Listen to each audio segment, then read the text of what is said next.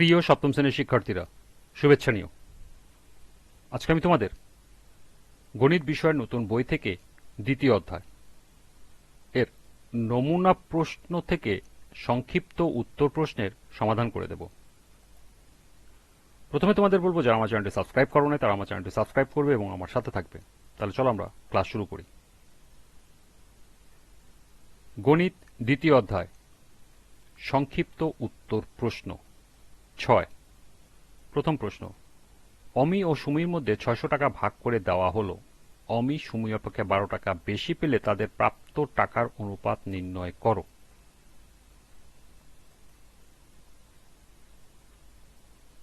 মনে করি সুমি পায় পি টাকা, এটা আমরা ধরে নেব। তাহলে অমি পায় সুমি থেকে 12 টাকা বেশি, তাহলে পি যোগ 12 টাকা।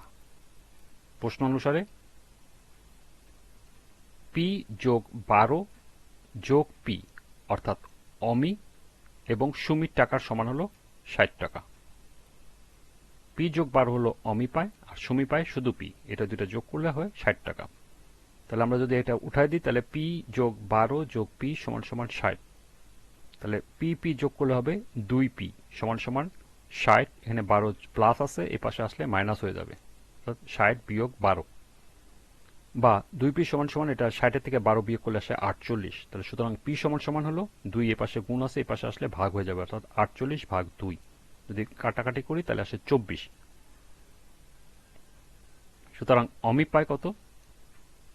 24 যোগ পি 12 টাকা। পি হলো পি যোগ 12 টাকা, পি হলো 24 যোগ 12 অর্থাৎ 36 টাকা, আর সুমি পায় পি টাকা অর্থাৎ 24 টাকা। তাহলে অমি আর সুমি প্রাপ্ত টাকার অনুপাত কত? 36 অনুপাত 24। আমরা যদি 12 দিয়ে কাটি, 3 বারং 36, 12 দুগুণে 24 অর্থাৎ 3 অনুপাত 2। এটাই হলো ক নাম্বারের সমাধান।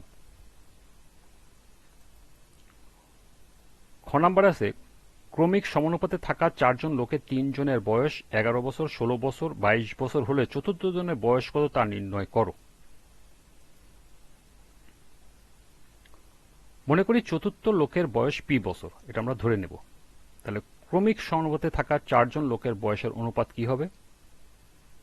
প্রথম দুজনের 11 অনুপাত 16 সমান সমান 16 অনুপাত 24 অনুপাত 16 অনুপাত 22 অনুপাত 22 অনুপাত পি। যেহেতু চতুর্থ জন হলো পি, আমাদের বলছে ক্রমিক সমানুপাত।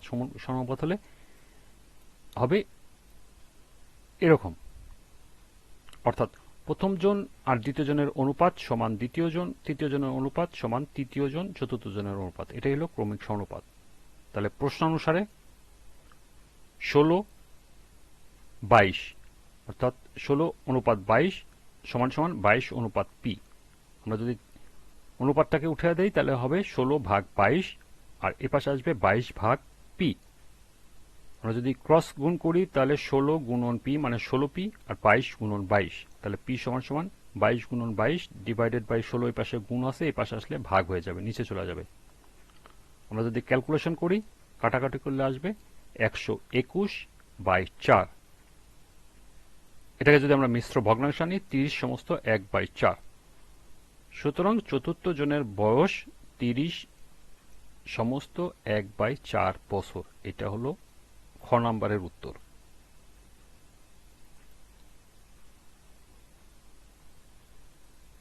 গ নাম্বার, একটি দ্রব্য 120 টাকায় ক্রয় করে 20 টাকা লাভে বিক্রয় করলে বিক্রয় মূল্য ও ক্রয় মূল্যের অনুপাত নির্ণয় করো।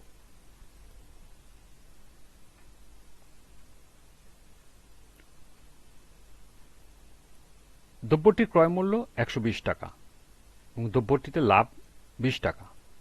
তাহলে বিক্রয় মূল্য, দ্রব্যটিতে ক্রয় মূল্য 120 টাকা বইতে দেওয়া আছে এবং লাভ দেওয়া আছে 20 টাকা। তাহলে বিক্রয় মূল্য হচ্ছে ক্রয় মূল্য যোগ লাভ, অর্থাৎ 120 যোগ 20 টাকা সমান সমান 140 টাকা হলো বিক্রয় মূল্য।